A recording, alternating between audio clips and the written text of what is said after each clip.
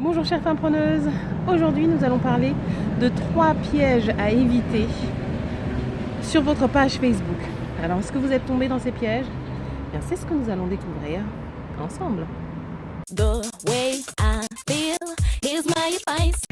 Alors le premier piège à éviter, c'est l'automatisation des publications sur vos différents posts. Je vois trop souvent cette erreur, que ce soit la synchronisation de ce que vous publiez sur Twitter qui atterrit directement sur votre page Facebook ou l'inverse. C'est-à-dire dès que vous publiez quelque chose sur votre page Facebook, c'est automatiquement envoyé vers votre profil Twitter. Alors au cas où vous ne l'auriez pas remarqué, ces deux plateformes proposent des formats complètement différents. 140 caractères pour Twitter et autant de mots que vous voulez sur Facebook. Au lieu de systématiser l'automatisation de vos publications, préférez les programmer. Mais vous pouvez faire cette programmation directement sur Facebook.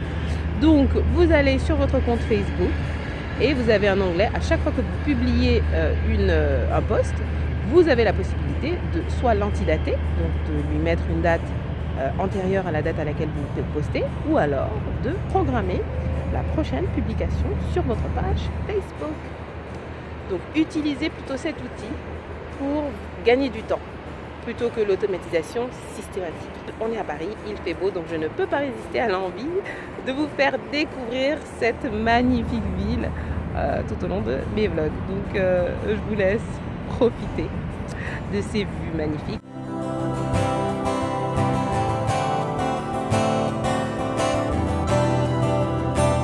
Le deuxième piège consiste à taguer tous les fans, tous les contacts de votre page Facebook ou tous vos contacts perso. C'est-à-dire que vous faites une publication et vous taguez tous les amis de votre répertoire. Pitié, ne le faites pas.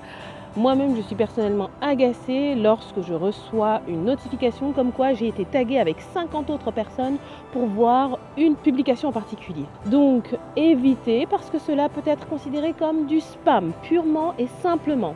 À la limite, que vous fassiez une publication et que vous taguiez vos plus proches amis, la famille, ceux que vous savez qui sont vos premiers fans et vos premiers supporters, je veux bien. Mais ne taguez pas tout votre répertoire, tous vos contacts ou tous vos fans. Préférez les laisser le soin de choisir s'ils veulent ou non donner leur avis sur votre publication.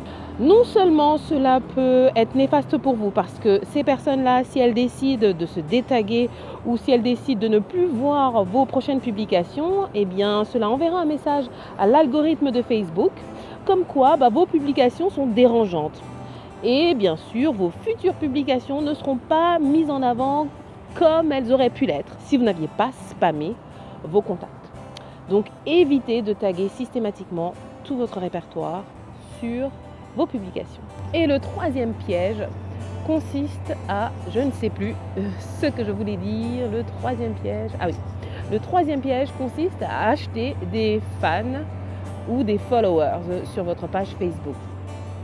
Évitez à tout prix, cela ne servira absolument à rien parce que ce que vous voulez construire avec votre page Facebook, c'est une base de clients potentiels, des personnes qui seraient prêts à vous suivre de votre page Facebook à votre mailing list, à votre site internet. Or, si vous achetez ces followers, pour que dalle en général, ils ne viendront que remplir la case nombre de likes de votre page. Donc vous gagnerez peut-être en notoriété parce qu'on verra qu'il y a 10 000, 20 000 personnes qui ont liké votre page. Mais au final, au niveau de l'engagement sur chacun de vos posts, il n'y aura rien ou pratiquement rien. Plutôt que d'acheter vos followers, préférez utiliser l'outil de Facebook pour sélectionner l'audience susceptible d'être intéressée par le contenu de votre page. Cet outil, ces pubs Facebook, ces promotions de posts, promotions de pages Facebook vont vous permettre de cibler exactement les personnes que vous voulez avoir potentiellement comme clients ou comme fans de votre page. Donc, n'achetez pas des followers, payez de la pub sur Facebook pour augmenter le nombre de followers sur votre page Facebook. C'est terminé pour aujourd'hui. Alors maintenant, c'est à vous, chères femmes preneuses. Dites-moi dans les commentaires si l'un des pièges vous concerne, si vous faites l'une de ces 3 erreurs, ou alors si vous avez pensé à un autre piège que nous pourrions éviter sur nos pages Facebook. Eh bien, c'est à vous de vous exprimer dans les commentaires. Alors, je viens de recevoir quelque chose sur ma tête, j'espère que ce n'est pas une frotte. Ah non, c'est pas une frotte, oh mon Dieu! Donc voilà, je vous dis à très vite dans une prochaine vidéo. N'oubliez pas de vous abonner à la chaîne avant de partir et je vous retrouve sur mon site elisabethcoulou.com au sein du club Femmes Preneuses pour toujours recevoir plus de conseils pour optimiser votre présence en ligne. Et avant de partir, vous connaissez la chanson?